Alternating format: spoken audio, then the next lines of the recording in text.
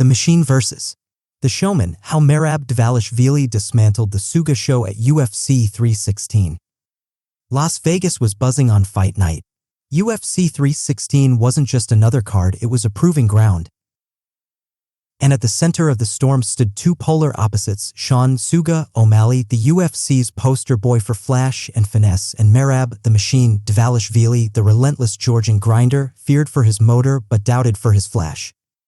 The storylines were ripe. O'Malley, the colorful striker, was back to reclaim pride. Merab, now the bantamweight champion, was out to defend not only his title but his reputation. This wasn't just about gold. It was personal. This was about validating a style many called boring and proving that wrestling and pressure could break even the brightest of stars. And that's exactly what happened. Round 1, the dance begins. The fight began as most predicted. O'Malley in motion, bouncing light on his feet, flicking jabs, feinting, testing distance.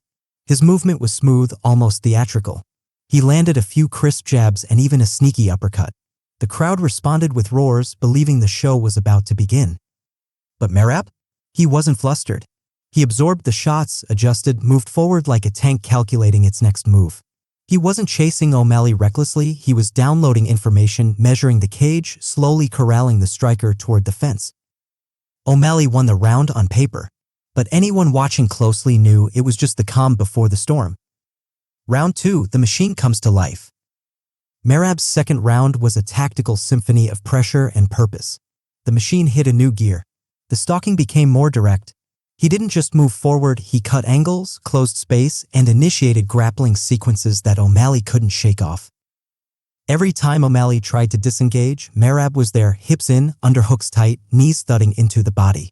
The first takedown landed midway through the round, and though Sean popped back up quickly, Merab had already made his point. The next minute looked like a wrestling clinic. Trip attempts, mat returns, cage riding. Merab was now in control, not just physically, but psychologically. O'Malley's hands were lower. His breathing was deeper. The swagger began to fade. By the end of round 2, the tide had fully turned. Merab had not only erased the striking advantage, he had mentally exhausted the striker. Round 3, the end of the show. If round 2 was suffocation, round 3 was the execution. Merab turned the volume all the way up. O'Malley, who had once floated like a butterfly, now looked flat-footed and unsure. His jab was hesitant. His movement labored.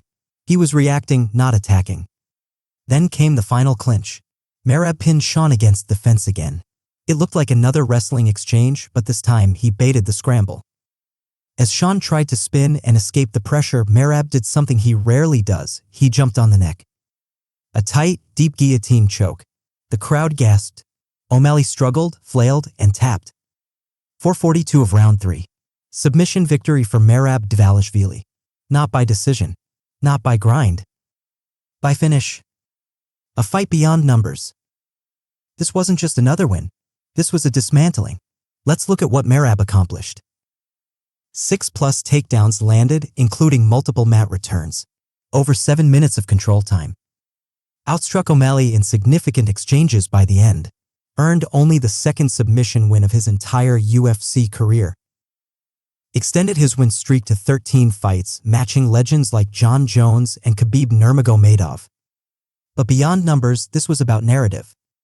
O'Malley had mocked Merab's style, called him boring, said he'd dance circles around him. But the only dance Merab allowed was the one he led step by crushing step. In the post-fight interview, Merab didn't gloat. He simply smiled and thanked his team, his country, and the fans. Then, with calm confidence, he called out Corey Sandhagen, the number 4 ranked contender, another slick striker with a completely different challenge. Joe Rogan looked at him with amazement.